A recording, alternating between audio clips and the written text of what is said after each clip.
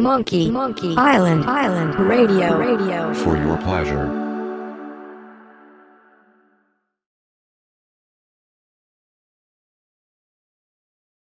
This area has a great horror heritage. Hammer Films basically started out doing making movies of old TV shows like PC-49 and the Quatermass Experiment, and they made such a good hit with the Quatermass Experiment they decided to do some more in that horror area. Now Universal owned the titles for the old Frankenstein, the bare title Frankenstein and Dracula, and they owned all the makeup styles, like the bodice cut off look of the Frankenstein, with the bolts in the neck. They owned all that. So Hammer was really forced to, do something, different with the makeup and stuff. So what you got now is you got something interesting because the stories on their own, they're public domain now. They've been written, over 100 years ago. So Hammer basically made The Curse of Frankenstein with Christopher Lee as the monster, and his makeup was more like a road accident than the creature you're used to in the old Universal films. Peter Cushing played the Baron Frankenstein character, and that was a huge success. And that was filmed in Black Park locally. The scene where he comes out the undergrowth. There's some rustling in the bushes, and then Frankenstein comes out, and that's one of the first real full body shot looks you get of him, and he gets shot in the eye, and survives. Funny enough, but once again, these old films of Universal that did so well in a day, they've been upgraded by Hammer. You've got them in colour, you've got all the red blood, the gore was put in, and the sensuality as well was there. So. Just out of interest, is that when red blood on film sort of well, it was like Technicolor red. It wasn't sort of like the dark red. They've gone for a sort of pass. Is the answer? I don't know. It was probably one of one of the first British, use of colour and the gore. So that was upped basically, and that was a huge success. And they followed that up with Dracula. With Christopher Lee returning again as Count Dracula, and Nemesis was Peter Cushing as the Van Helsing character. So those films did really, really well for those reasons. They've been updated for a modern audience, and they continue to make those films in this area for some time. But the thing with me with Hammer, and they were excellent films, but they didn't move in the times, and whereas if you were looking at the films they were making at the time, across the Atlantic with American films, Psycho 1960, Hammer was still making Brides of Dracula and films like those. Right. And audience tastes has changed. No longer will you frightened by Baron Frankenstein or Count Dracula. There were real horrors. Norman Bates was one of the first serial killers on film. Yeah. So the threat wasn't this strange Dracula guy from Transylvania. It was your everyday person. So what was happening there? A sort of shift from fantasy to the kind of more human horror. Absolutely, it was modernising it for modern audiences, wasn't it? So Hammer tried to change with the times. Bless them, they did try. They did lots of experiments. They did Dr. Jekyll and Sister Hyde, where where he takes the potion and turns into a woman, and they did Dracula. Another example, Dracula, 1971 AD. They brought the Count back. 72 AD. 72, sorry. I know that because year of birth, so that's right. It sticks in my mind. Yeah, so they brought Count Dracula into the modern day from when it was made, but he was still dressed in a cape and skulking around cemeteries. 1968 was getting across the Atlantic. We had Night of the Living Dead. you know, and George Romero's classic that, you know, defined a whole different genre, you know, the zombie genre. Yeah. So once again, you know, why would you want to see, you know, a Count Dracula film when you've got these modern films coming out with, you know, a different threat, you know. And did that translate over to the UK? Did you know, did we start to see, you know, our horror industry trying to move along with those times, or did they just continue to? No, I think there's a decline of Hammer. I mean, Hammer wasn't that long after, you know, 72 that the studio had to close its doors for good. Right.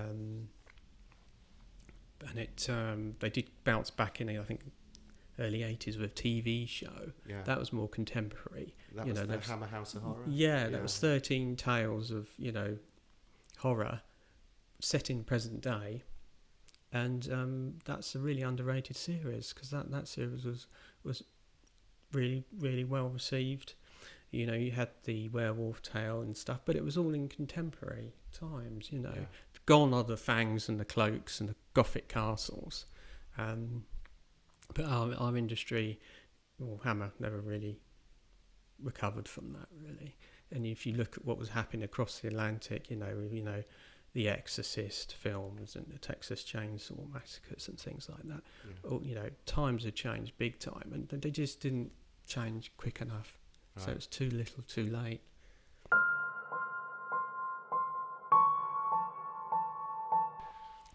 Now, what it was is Clive Barker had sold some of his short stories off and to be made into films, and he was getting a bit frustrated that you know, the films were coming back, and you know, he didn't like them, you know, and he thought, well, why don't I do one of my own? You know, I might not be able to do any better than these guys that are making it, but I couldn't do any worse.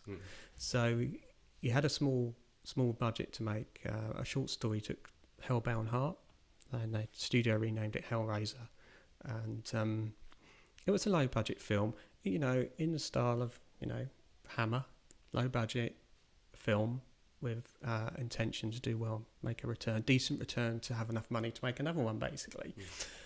The studio saw some of the rushes and stuff and thought, hello, we've got something good here. So they gave him some more money. And, you know, part of that increase in money was, you know, you got to see the Frank resurrection scene, whereas before Frank was just going to come and crawl across the floor.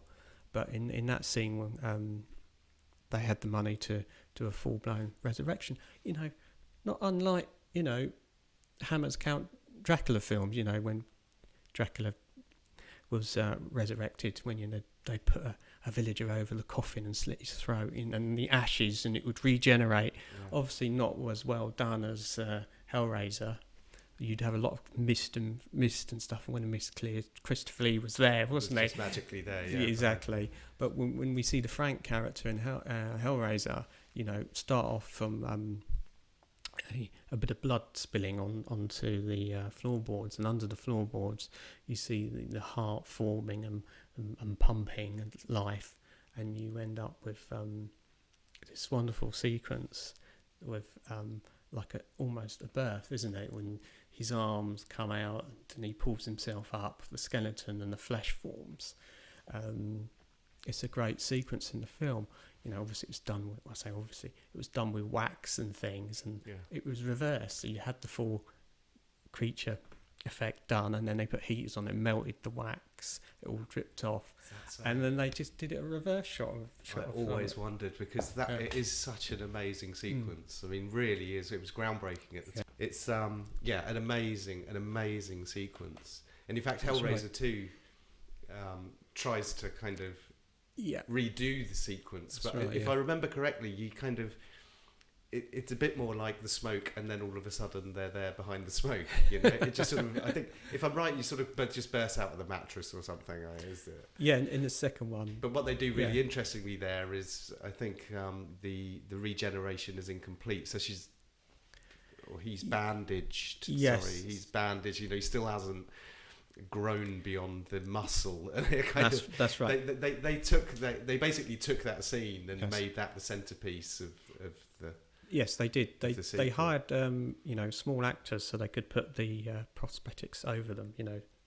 Thin actors, and they built them up to a normal proportion size with prosthetics and stuff. Right. Covered them in blood and and jelly and something to make them glisten and stuff. And do you remember how glistening Frank was? He was, and there was something about that just made it really kind of painful. You could actually feel the cold wind on that exposed skin.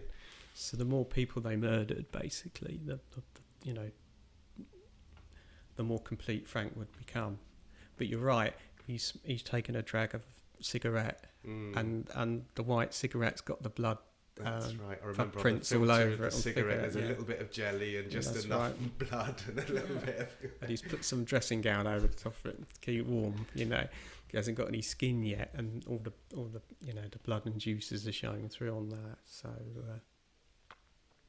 Two great movies. Yeah, so Hellraiser did really well. And so I didn't realise. So Clive Barker, having sold short stories, kept Hellbound Heart in order to make his own movie. Well, what films had been made before? Well, he'd sold a short story about what became Candyman. That got turned into a story. That was one of the better ones, and that's a good film. But I think that came after Hellraiser. Yeah. I think he'd sold. Rawhead Rex was one. We know Rawhead Rex was one of my favourite movies. Not a popular. No, not a popular movie, but I tell you why. It's one of my favourites because it had something. It was like it was a folk horror, or at least it wanted to be, or it could have been, its or roots it was there, didn't it? Yeah, there was something kind of. It felt like. There was something that it felt like part of our heritage. Yes, that was in there. Looking back on it, I think the reason why I loved that movie so much was because Fangoria put out a poster issue. I don't know if you remember it. It was basically an issue of Fangoria that was just posters. Yes, and there was just a great picture of Rawhead. That side-on shot. Yes, and I just loved it.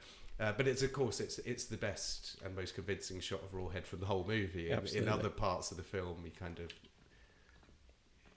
he looks like yes. The more you show it, the less convincing it is. Yeah. But the folk horror elements in it, the landscape and the sort of pagan storytelling was good, and the whole church kind of solid, good writing. Yeah, that part of it. Yeah, and it was a good short story by Clive Barker. Yeah. So I'm thinking, Midnight Meat Train was another one that was made many years later, wasn't it? Yes. Vinnie Jones, I think. Yes. I'm surprised. The Books of Blood. Clive Barker didn't do any more. He did Nightbreed and now again underrated. Lord of Illusions. Nightbreed, I think, was underrated because of I think the bad guy in that is it Decker? Yes, played by David Cronenberg. I mean, what a great villain! What a great baddie! Yes. Old Buttonhead or Old Button Eyes, I think that's is the name of his alter ego. But that as a kind of a subplot within that film was really good. There was some really good sound horror in that. Yeah, the whole point of that film was that the humans were the monsters. Yeah. And the monsters that were in there, were the heroes. Of course, the studio didn't know what to do with it because, after coming off the back of Hellraiser, they wanted more monsters, Right. So we don't want our monsters to be the goodies and then the people to be the baddies. Yes, but that was the whole point of the story, Well, I remember reading the book before the film, and then when I heard about the film, thinking, how on earth are they going to get this?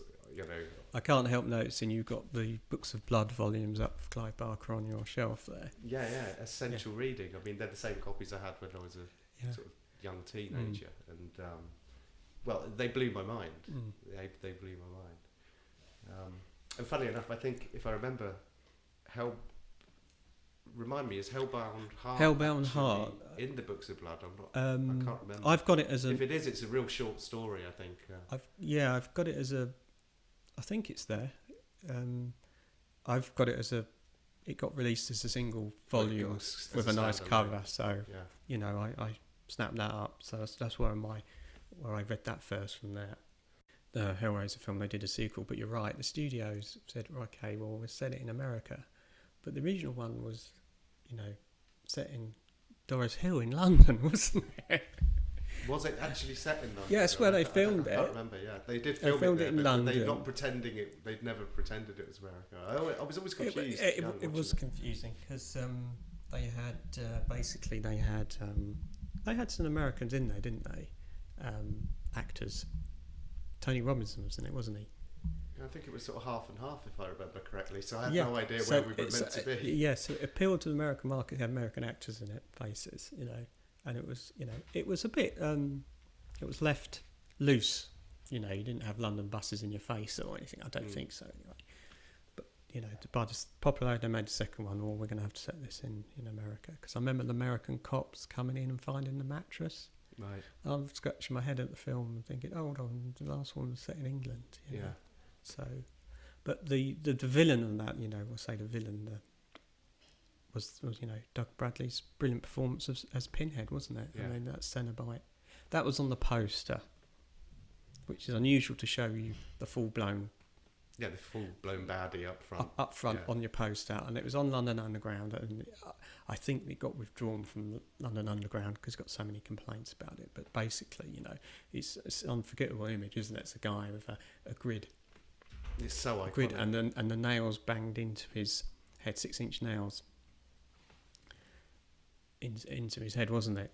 You actually see the creation of Pinhead, I think, at the beginning of the sequel. Sequel, yes. So there's the puzzle box, isn't there? If you solve the puzzle box, then the Cenobites, the demons, come. The box. But it was all about S&M, wasn't it? Really, it was an S&M film. Yeah, there was that. Yeah.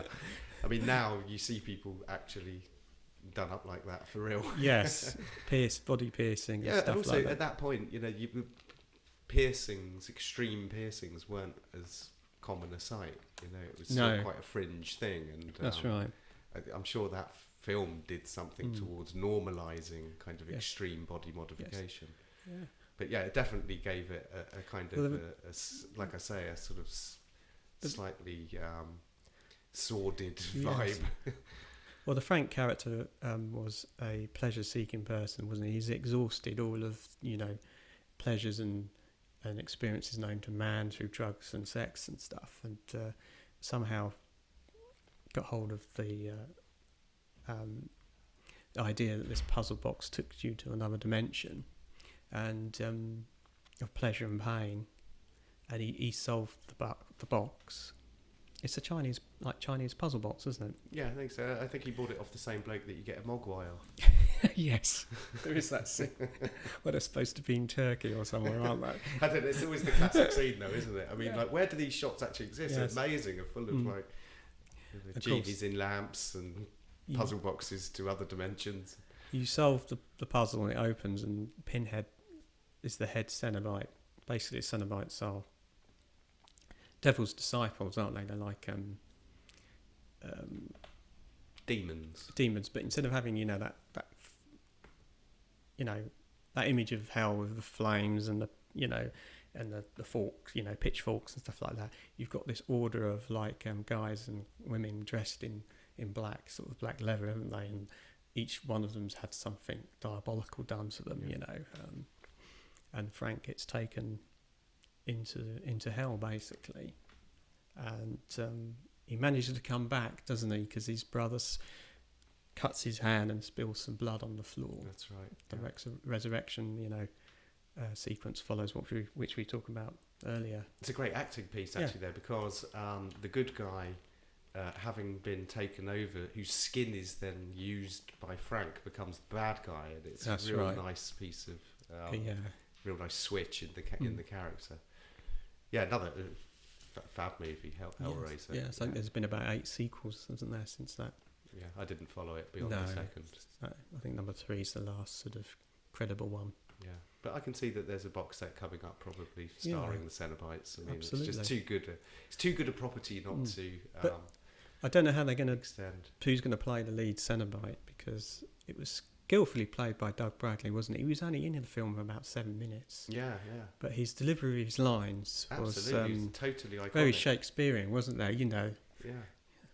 No tears, please, waste of good suffering and stuff like that.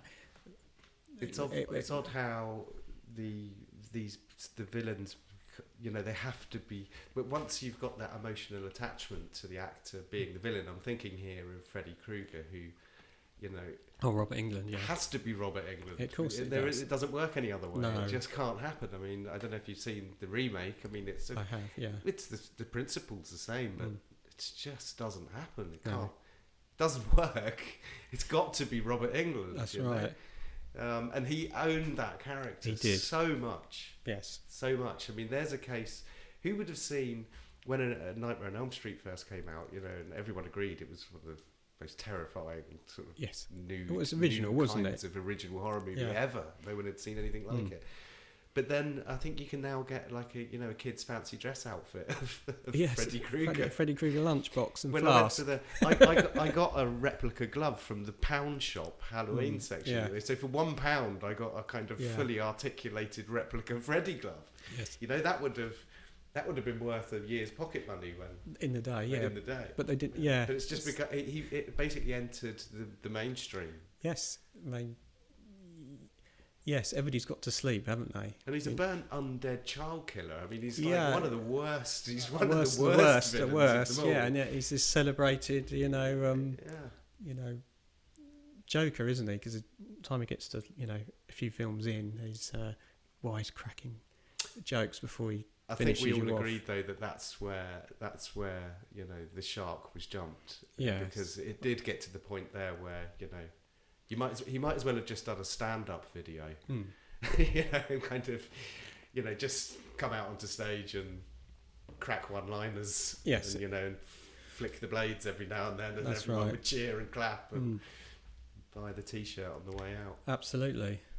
The point at which horror icon becomes just normalised and part of our mainstream media. Yes, it's those sort of things have got into a proper culture now, aren't they? You know, everybody knows, you know, Freddy Krueger and you know, Count Dracula as well, isn't it? You know, even if you haven't seen the film, you know the glove. Yes. Wicker Man, another good film. What's your true opinions? I mean, are you up with the? I mean, it nearly always sort of tops the list, whether it be talking about horror or just original British movies or. It is original. I think that's why it's lasted so long. I mean, we've had a few years ago, didn't we? Was it last year's Midsommar? Is that? Yeah, Midsommar. Yeah, it's a great movie. It owed everything to the Wicker Man. Absolutely. I mean, the ending. You know, if you've never seen the Wicker Man, you're fine. But if you have, the ending of Midsommar, you know, we know where we're going. We know where we're going with that because we've seen the Wicker Man. Yeah. So we have got Hollywood repeating ourselves again, haven't we? In a way. But they did something interesting. That Midsommar, like the Wicker Man, it's all daytime. You see everything. It's all very brightly lit. It's all very clear and clean, isn't it? It's kind of it doesn't have the same palette as your classic horror movie. And Midsommar used that to really great effect, I think. Yes. I mean, the art direction was really fantastic, and the symbolism, and you know, it really worked. Yeah. But for the Wicker Man to have done that when it did that, you know, as an original idea, I mean, it's crazy, isn't it? In terms of if we ran through a list of, you know, the classic horrors, the Wicker Man's odder than all of them. It's a musical. Yes, there is musical numbers, isn't it? You know, it's so the Maypole song. You know, that's not a horror movie, but then it is. It all adds, doesn't it, to something? Yes, there I think Edward Woodward's performance. You know, as he starts his investigation and ends up, you know, where he ends up. But we see it through him, don't we? Yeah. He's in his head. He's the only sane, rational person on the island, isn't it? But here's the thing: he is. But to them, he's the outsider. No, he is the only sane. Yeah. This is the weird thing about that movie. I mean, he's like, in a way, he's the baddie, isn't it? Because you're watching the film and you're with the people of Summer Island, but actually, he's right all along. He's completely in the right and justified in being there and just trying to do his job. Yes. So there's an evil at work. Yes. I know the story is that he's the fool on the fool's journey, but actually no, he's been tricked into being there, and he's basically been abducted by mad islanders that have every intention of burning him to death. But it's a very, his abduction and things is by his own hand, isn't it? He's not bundled into.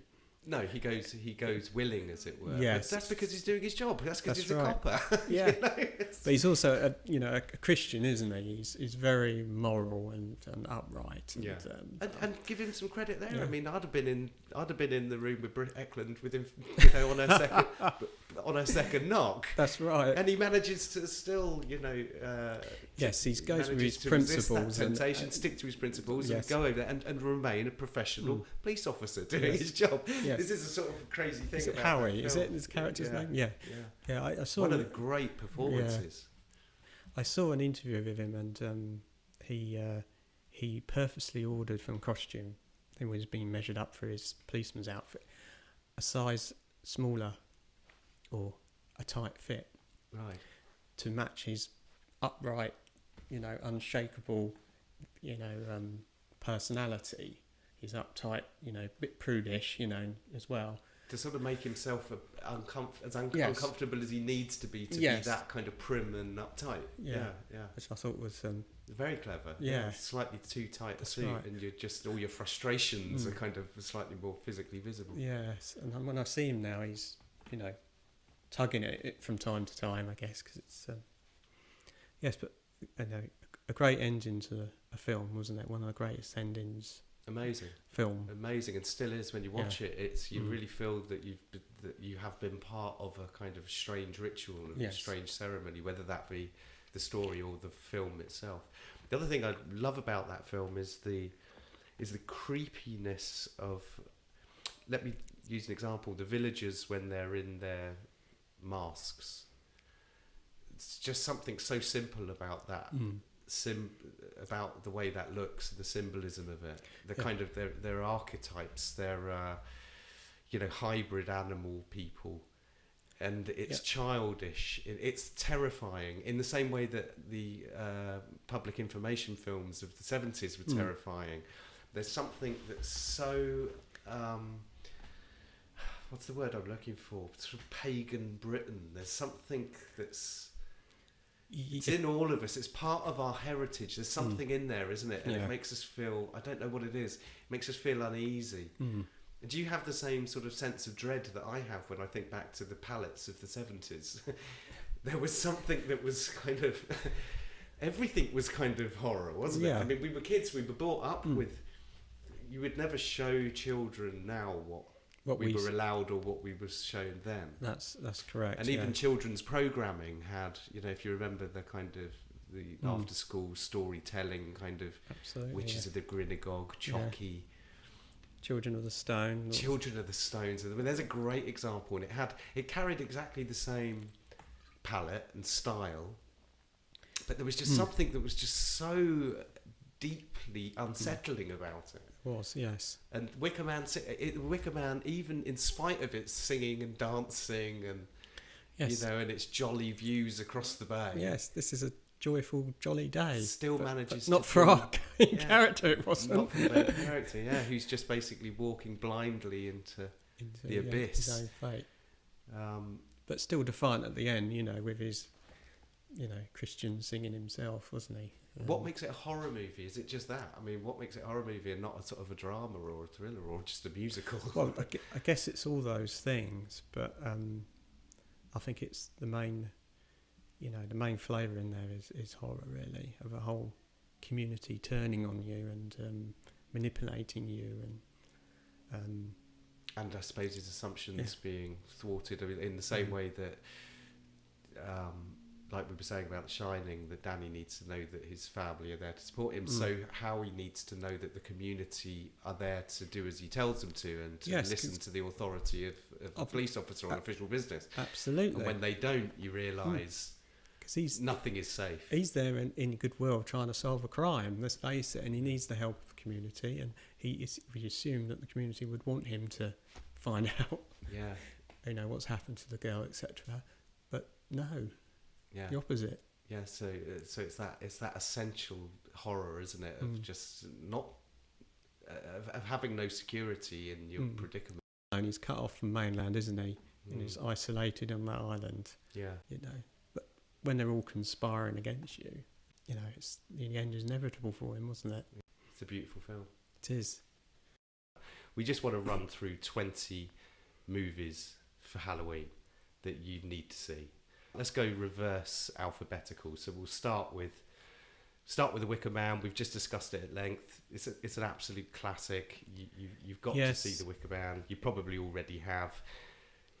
We'll move on to The Thing, one of the greatest movies ever made. I think you'll agree. Absolutely. Paranoia.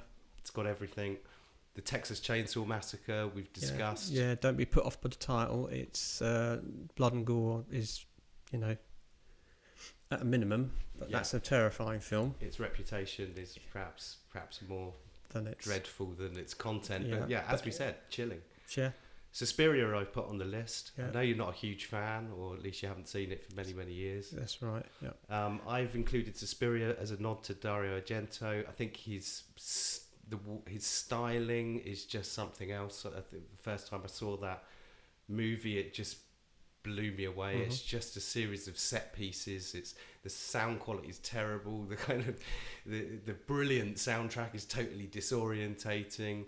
But he just has a magic way of telling visual stories.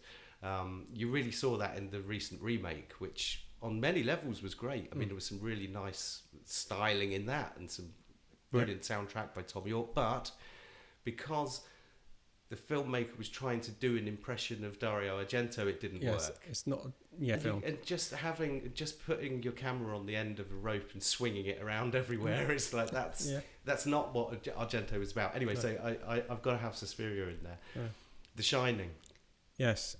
Everybody's favourite horror movie. Yes, I find it a little bit overrated, but that's just me personally.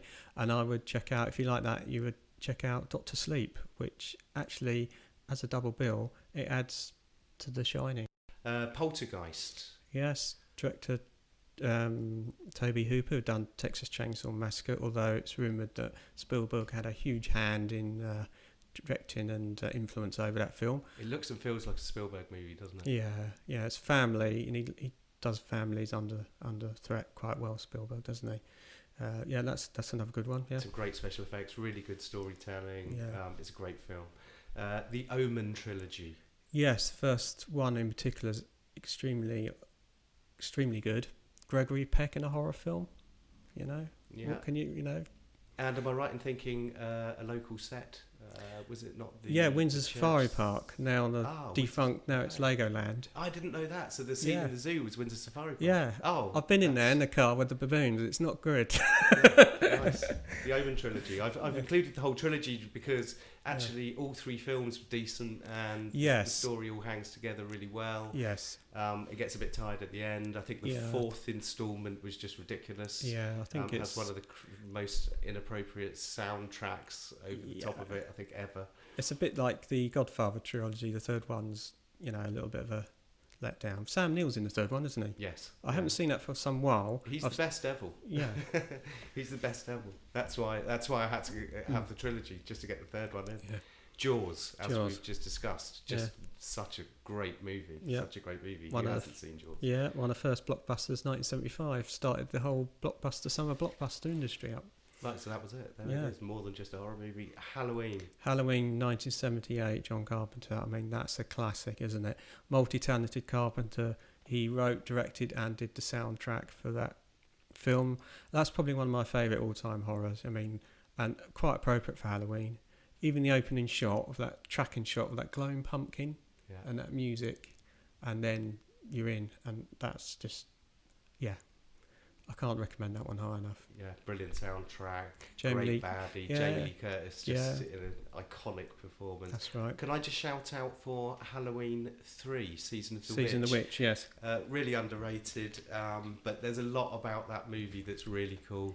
It's dated not so well. But it's like Children of the Corn. It's of fun. Its time, and at the time it was kind of... It just... again, it felt like it had some sort of real pagan heritage roots in it. Absolutely, that made it interesting. It's a balmy film, really. I mean, Halloween 3 it's got a lot of love now. Time's passed. Good. You know, I don't follow the scene. It's got a lot of love. I'd like to think. Yeah, it's the only one with not Michael Myers in, because people have seen 1 and 2 and expected him back in 3. It had absolutely nothing to do with the Halloween franchise at all. The idea John Carpenter was going to release a Halloween film every Halloween with a different story. Right. Not necessarily, the Michael Myers, but everybody wanted Michael Myers, so... So he got sort of forced into a franchise. So, the idea was just... So number 4 came, the return of Michael Myers, and made a huge amount of cash. The Halloween 3, though... Leave your brain out, because it's a guy, a toy maker, uses an army of robots to steal some stones from Stonehenge to make deadly killer masks. I've watched it recently, actually, as recently as this year, and it's a lot of fun. Yeah. Atkins is in it. What's his name? Tom Atkins. He appears in quite a few of Carpenter's films and films in the 80s, And the Countdown to Halloween TV jingle as well. Yes. Just became that's iconic. London Bridge is falling down, but it's hurry up, it's Halloween. Do you know what? I never thought of that. Yeah. Never thought of that. Yeah. Never saw that subliminal. Lovely fact. Yeah, good shout out for Halloween 3. Hellraiser, we've just talked about that at length. Yeah, it's a great movie. Did something really original, excellent special effects. British. It's British. Clive Barker, just brilliant storyteller. The Exorcist, probably the most notorious horror movie ever. Wow, yeah. Can I shout out actually for the first part of The Exorcist? Go on. And a shout out as well to Rob Ager, who did a really, really nice kind of analysis of the first part of The Exorcist. Specifically the archaeological scenes in the Middle East. Oh, right, yeah, the it's pre-credits. Pre-credits? I've seen that part of the movie, let's say 100 times, and I've seen the movie 3 times. Yeah. I just can't get enough of that whole opening sequence. It's brilliant. It stands up on its own. That's right. And there's so much, nobody ever talks about that, because everybody jumps straight into the possession of the girl. Possession of the girl, and actually it's that background story that I think really makes the film, because there's also I can't forgive it the green goo. It's kind of pea soup. It just it's too much. There's, given how kind of visceral and extreme the dialogue is, and the sort of horror on screen, that kind of was kind of like, I don't know. There's something about it. It made it a bit silly. Yeah, I think the Technicolor film shows up the green a lot brighter than it actually was. Yeah. So it does look like it looked much better on Betamax on a grainy TV. Yes. Great film though, The Exorcist. That and the Texas Chainsaw Massacre. Love them both. In my top 10 best horrors ever. Evil Dead 2. Evil Dead 2. Right. Today, as we're recording this, it's in 1981. It was release of Evil Dead. That's original film. Yeah. So what's that? 39 years, coming up 40 years of... Yes. Evil Dead 2, great film. I mean, the first movie's trying to be Evil Dead. It's trying to be the scariest movie ever, isn't it? And in many ways it works. I mean, it's nuts. It's really kind of... It's got a really mad feel about it, hasn't it? It has. And the whole stop motion effects towards the end, I mean, it's just gone off into a parallel universe by that point. Yeah, he gets the big budget, he remakes Evil Dead basically. Yes. And throws a whole load of comedy in, some amazing special effects. Yeah. Very all practical Evil Dead 2, I think it goes without saying that you're carrying the original Evil Dead with it. You can't have Evil Dead 2 without Evil Dead 1. Yes. So I think they, basically that should say Evil Dead times 2, in that it's those first pieces, they operate together. I'm going to put Don't Look Now in. Yes.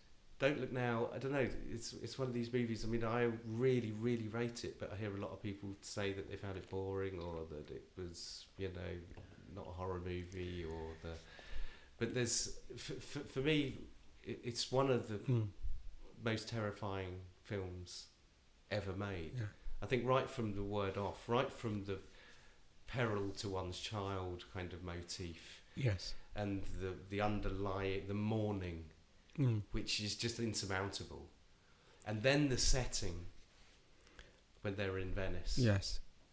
And the kind of, the sort of foreign sounds around the movie there.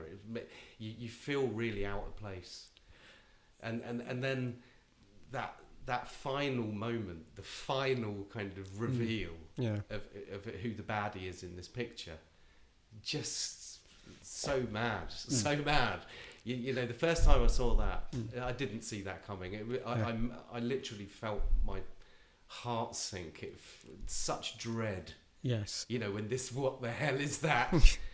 And then the the cackle and the knife. It was like, what the hell? Yeah. I think it's one of the greatest kind of finales, and the whole film had just been about setting a mood and an emotional background. Absolutely. For that moment to happen. So extraordinary film. We talked about Dracula, obviously Homer Dracula over the field there. With Dracula, I'd have to plug in just a couple of related movies. The original Nosferatu, whose imagery is just still so totally iconic, and you could argue it's still the best Dracula makeup that's ever been done. Yes, because they get it right, don't they? The fangs, you have upper and lower fangs, and it's a bit rodent-like, isn't it? Yeah. So with Christopher Lee's Dracula, you just have the top ones. Of course, they get stuck in your neck. Well, he's you need the and pink. Handsome by then, yes, as well, isn't he? Yeah, well, of course. Yeah. Have you ever tried? Yeah. Have you ever tried drinking blood from someone's neck with a pair of Christopher Lee fangs? Doesn't work. No, you need Nosferatu ones. Yeah, you need a rodent that pinches the skin and draws the blood, so you need it upper and lower. So we've got to have Nosferatu in there as the original Dracula. Our Dracula, Christopher Lee, working out of Hammer Studios. Yes, absolutely. I want to put in The Lost Boys and Near Dark. I think they're pretty much contemporary. They came out at the same time. Yes. It's both modern gangs of vampires, but two totally different movies. Both brilliant. Vampires, they were like having fun, weren't they? They were dead and living it up, and and in both of those movies, it's the same thing. They're kind of enjoying life. Yeah, they weren't sleeping in coffins in cathedrals, were they? They were enjoying themselves. Yeah, two really important vampire movies: Lost Boys, Near Dark. Near Dark, love that film, Near Dark. I want to throw Devil's Rejects in, just because it was just such a pitch perfect homage to the whole grindhouse scene. I think Rob Zombie. House of a Thousand Corpses was a great fun film, but Devil's Rejects is just on a whole nother level. He's obviously got the budget there, and he's had the time to really pay attention to the details. I mean, the dialogue in the movie, the characters in the movie, the colour tone, the music, the fact that probably the kind of, just like I said, just the most despicable gang of baddies ever, but yet you're with them. And when Lynyrd Skynyrd plays Freebird at the end there and they drive into certain death, you are with them. You have become part of their gang, and that's an amazing coup to have pulled off, because they've been real badass throughout the whole film. Absolutely. That film did not need to be, by the way, sequeled with the Three from Hell. Right. That didn't need to happen. I was just forcing that is the biggest disappointment for me of and I keep trying to watch it. And at the beginning it looks like it's going to be great, because you've got the whole film montage thing, and you're like, unlikely as the story that you're setting up here is, okay, I'm going to come on the ride with you, but it loses it. It just loses it. So Devil's Rejects, just a peak in a horror career. Cannibal Holocaust. Ooh. Now I know you're not really big hoots on your. It's a cannibal film, isn't it? Obviously, clues in the title there. Look, Cannibal Holocaust. Yeah. Well, a lot of cannibals get killed. I mean, this is the point. Well, this is it's a bit like Texas Chainsaw Massacre. Yeah. The Cannibal Holocaust. I don't know if you remember the original video art. Go back to the VHS shop rental shelf. Back in the early 80s. Right. Cannibal Holocaust had a kind of it was just an illustration of sort of savages tearing into flesh. It was almost a cartoon. Almost cartoon. He was had the mouthful of flesh and he was pulling down on That's it. right. That's the one. That's yeah, right. yeah. Well, it's such an iconic cover. Yeah. I mean, that was for me the scariest horror movie I'd seen 20 years before I'd seen it as well. You know, nobody had seen it. That's right. Everybody imagined what it might be about. The title's actually sort of deceptive because it's the cannibals that are actually, you know, they're the ones that are that are almost wiped out until, you know, the tables turn. Yes. But also because classic example of found footage horror and really did it first and well. Yeah, long before Blair Witch Project. Long before. There's 2 movies in Cannibal Holocaust. The first movie is the footage that was found. The second movie is what comes after that.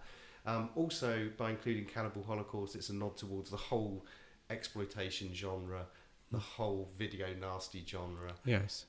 It brings everything in, the Mondo genre, because famously, I think the biggest problem people have with Cannibal Holocaust is the cruelty to animal scenes, which in the tradition of old Mondo movies is kind of real footage.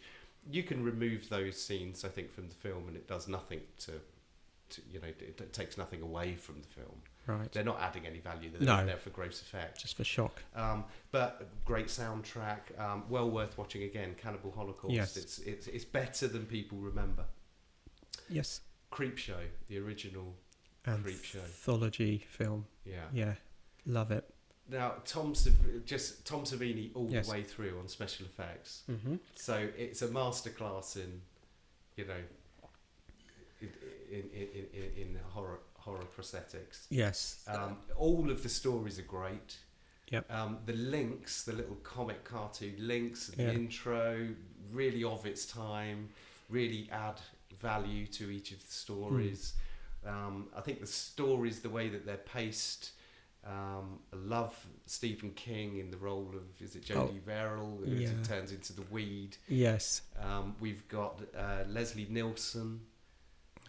Yes, as being in a villain role, isn't he? That's as a wronged husband. Played a really, really good bad guy in that. And Ted Danson playing his victim. Yeah, was that one of his first appearances? I think so. Yeah, right. I think so. Or at least I think it was before Cheers. Okay, Amityville Horror 2, The Possession. Yes, that's the last of the good sequels to that franchise, isn't it? Yeah, I think so. It was the first sequel and the last that was any good. I think it was really good movie. It's still really creepy. Yeah. If somebody asks me, somebody's talking to me about horror and they say, "Tell me a horror movie that's actually scary," you know, everybody always. Oddly enough, that's one that I often put forward and everyone laughs. Yes. But if you watch it again, it's a scary movie. It's got a really unmellow vibe about it. Only thing that goes wrong is at the end, where basically CGI creeps in and spoils it, because it's that era, you know, where all sorts of like interesting lighting effects were possible, and so you always had to have sort of like beams of light coming out of split, you know, and it all just sort of gets a little bit daft, but only for a minute or two, you know, you can forgive it that. But one of the creepiest, most unmellow and morally dubious kind of. It's what a horror movie should be. Alien. As we've discussed, what can you say? Another classic, isn't it? Yeah. I mean, it's got to be up there, hasn't it? In the top 3. It's just, it does so much so well. Yes. It's got one of the best ever monsters. Yes. It's got some of the greatest lead performances, excellent model work. It was made over the field here. All sorts of reasons to love Alien. And I loved the decks. You've got the officer's deck, it was all white and clean, and as you go down you got the engineering deck, didn't you? And you got the Brett and Parker were like the engineers, the troublemakers. So you had, and then you had class structure in exactly there, isn't it? Yeah. You've got the upper classes all the way down to the sort of lower grunts. Yeah. So it's well thought out film. And great sequel. Yes. Aliens. Absolutely. Just a stroke of genius, just adding the S. You know, basically like the first one. Only there's loads of them. And that became like one of the great action movies of all time. It was, yeah. Because Aliens is not necessarily a horror movie, is it? In the way that Alien is.